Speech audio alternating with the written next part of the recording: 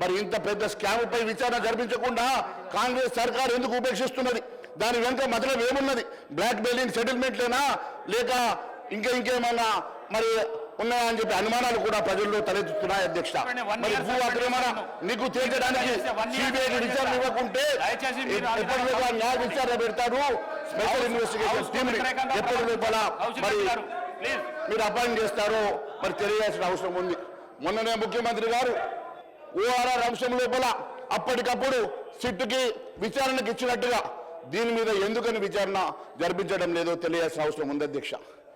ఎందుకంటే అధ్యక్ష నేను జనరల్ సినిమాలు చూడను అధ్యక్ష. మొన్ననే పిల్లలు ఏదో సినిమా పెడితే చూశాను అధ్యక్ష. అదేదో లక్కీ భాస్కర్ అంటే అధ్యక్ష. ఆ సినిమా పిల్లలు పెడితే చూస్తూ ఉండగా ఒకటి హీరోకి ఒక సందేహం వచ్చింది అధ్యక్ష. ఏదో పాప అవసరానికి ఎవరు వచ్చి కలవడానికి వచ్చారు అధ్యక్ష. వస్తే ఆయనకు ఇష్టం లేక దాన్ని వాళ్ళ ఆఫీసర్కి చెప్తామనే లోపల ఆయన కొడుకుని తీసుకొని తల్లి వచ్చింది అధ్యక్ష. తల్లి వచ్చి ఆ చాక్లెట్ ఏదో దొంగతనం చేసిండు, పక్కడు బ్యాగ్కి వెళ్ళి తీసుకున్నాడు. అది చూసినటువంటి వాడికి సగం చాక్లెట్ మన కొడుకు ఇస్తా అంటే మన కొడుకు సగం చాక్లెట్ తీసుకొని తింటున్నాడు అని అంటే బాబుని అడిగింది అధ్యక్ష తల్లి, ఎందుకురా మరి అట్లా సగం చాక్లెట్ తీసుకున్నావు? టీచర్కి చెప్తాయంటే టీచర్ చెప్తే నాకేమో వస్తాయి అధ్యక్ష, టీచర్ చెప్తే ఆ చాక్లెట్ మొత్తం మా పిల్లలకు ఇప్పిస్తుంది, అదే మేము ఇద్దరు కాంప్రమైజ్ అయినాం కాబట్టి నాకు సగం చాక్లెట్ వచ్చిందని చెప్పింది అధ్యక్ష. అదే మాదిరిగా మీ ఆలోచన ఏమున్నదో ప్రజలకు చెప్పాల్సిన అవసరం ఉన్నది అధ్యక్ష. ఈ రకమైనటువంటి సెటిల్మెంట్ల కోసం ఏమైనా ఆలోచన చేస్తున్నారా? నిజంగానే మీకు చిత్తశుద్ధి ఉంటే దాంట్లో జరిగినటువంటి అవకతవకల మీద మీకు న్యాయ విచారణ జరిపించాలంటే మీరు న్యాయ విచారణ జరిపిస్తారా? లేని పక్షంలో సిబిఐకి ఇస్తారా? లేని పక్షంలో సిట్ వేస్తారా? లేని పక్షంలో ఏ రకమైనటువంటి నిర్ధారణ జరుపుతారో ప్రజానీకానికి చెప్పాల్సిన అవసరం ఉందని తెలియజేస్తా ఉన్నాను అధ్యక్ష. అంతేకాదు అధ్యక్ష, భూభారతి చట్టం ద్వారా ధరణి తప్పిదాలను దిద్దుబాటు ఎప్పటి లోపల చేస్తారు అధ్యక్ష. మరి మీరే చెప్తా ఉన్నారు ఇన్ని లక్షల ఎకరాల భూమి అన్యాక్రాంతమైందని చెప్పారు కదా అధ్యక్ష. దాని వివరాలు ఎక్కడన్నా బయట పెట్టిండ్రా అధ్యక్ష? మరి ఎంతమంది 20 లక్షల మంది రైతులకు అన్యాయం జరిగిందని చెప్పినటువంటి మరి మంత్రి గారు 20 లక్షల మంది రైతులు ఎవరు? వారి జాబితా ఎందుకు బయట పెట్టలేదు అధ్యక్ష? మరి ఇన్ని లక్షల ఎకరాల భూమి అన్యాక్రాంతమైతే అన్యాక్రాంతమైనటువంటి వివరాలు ఎందుకు మీరు మీ వెబ్సైట్లో పెట్టడం లేదు అధ్యక్ష? ధరణి వల్ల నష్టపోయిన రైతుల వివరాలు ఎక్కడున్నాయి? వారు ఏడాది కాలం జరిగినా దాని మీద న్యాయ విచారణ జరపలేదు, దాని వివరాలు బయట పెట్టలేదంటే దీని వెనుక ఉన్న మతలు ఏంది అధ్యక్ష? అంతేకాదు అధ్యక్ష, సమగ్ర భూ కవతల సర్వే ఆధారంగా భూ హక్కులు కోల్పోయిన రైతులందరికీ న్యాయం చేస్తామని ఇప్పటి వరకు ఎంతమందికి న్యాయం చేస్తుంది అధ్యక్ష?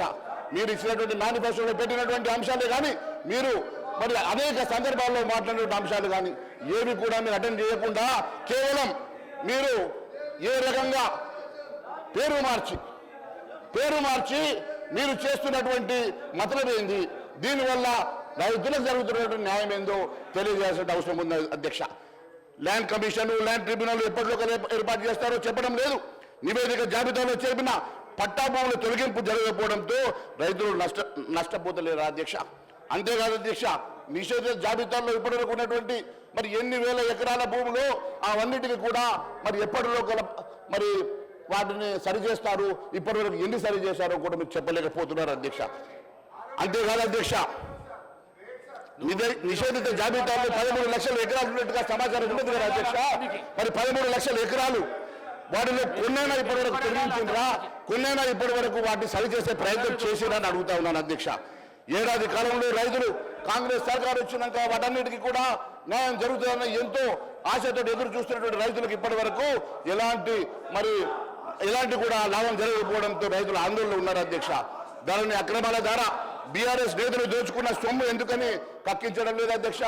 గౌరవ ముఖ్యమంత్రి గారు కూడా అనేక సార్లు చెప్పారు అధ్యక్ష.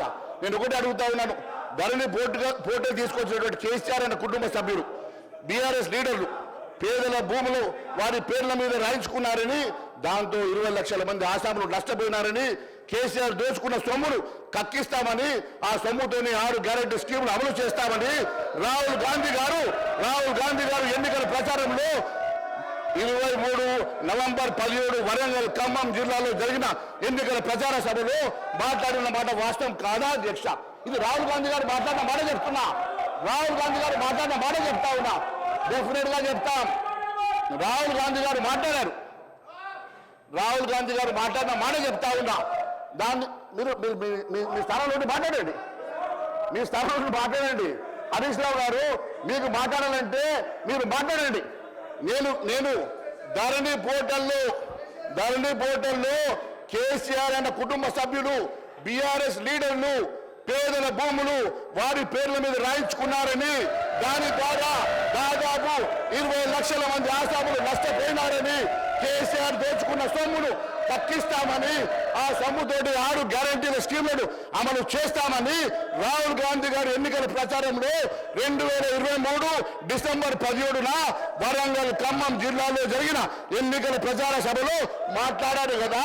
మరి దాని సంగతి ఏమైందని మాత్రమే అడుగుతున్నాం. ధరణి పోర్టల్ ద్వారా పేద భూములు దాక్కున్నటువంటి బీఆర్ఎస్ నేతలు ఎవరు ఎందుకని వెల్లడించడం లేదు అధ్యక్ష? ధరణి పోర్టల్ ఇప్పటికీ కేసీఆర్ సర్కార్ 2020 నవంబర్ 29న ప్రారంభించి అప్పటికే మూడేళ్ల కాలంలోనే నవంబర్ 23 వరకల్లా లక్షల ఎకరాలు బీఆర్ఎస్ లీడర్లు పేద రైతులు బెదిరించి తమ పేర్ల మీద రిజిస్ట్రేషన్ చేయించుకున్నారన్న ఆరోపణలు ఉన్నాయి. ఆ లెక్కలేంటో, భూములు కోల్పోయిన రైతులు ఎవరో, లాభపడిన గులాబీ నేతలు ఎవరో కాంగ్రెస్ సర్కార్ ఎప్పటికల్లా తెలుస్తుంది. ఇన్ని రకాలుగా లక్షలాది మంది రైతులు నష్టపోయినారు, లక్షలాది ఎకరాలు బీఆర్ఎస్ లీడర్లు తమ పేర్లు రాయించుకున్నారని ఆరోపించినటువంటి కాంగ్రెస్ నాయకులు ఇవి ఎప్పటి లోపల బయట పెడతారు, ఎప్పటి లోపల విచారణ చేస్తారు. ఎందుకని సిబిఐ ఎంక్వైరీ చేయించడం లేదో ఈ సభకు చెప్పాల్సిన అవసరం ఉంది అధ్యక్ష. ధరణి పుణ్యమాని గల్లంతైనటువంటి అసైన్డ్ భూముల సంగతి చెంది అధ్యక్ష. తెలంగాణ ఏర్పడి 2014 నాటికి రాష్ట్రంలో 24 లక్షల ఎకరాల అసైన్ భూములు అధ్యక్ష. మరి ఇప్పుడు ఆ భూములు 5 లక్షలకు ఎందుకు కుదించబడ్డాయి? 5 లక్షలకు ఎందుకు తగ్గినాయి? అసైన్ భూములను బీఆర్ఎస్ లీడర్లు పేదలను బెదిరించి వారి నుంచి కొనుగోలు చేసి రిజిస్ట్రేషన్ చేసుకున్న వాటి వివరాలు ఎప్పటి లోపల మీరు వెల్లడిస్తారో తెలియాల్సిన అవసరం ఉన్నది అధ్యక్ష. అంతేకాదు అధ్యక్ష, అన్యాక్రాంతమైనటువంటి 2 లక్షల కోట్ల విలువైనటువంటి భూముల సంగతి వివరాలు ఎప్పటి లోపల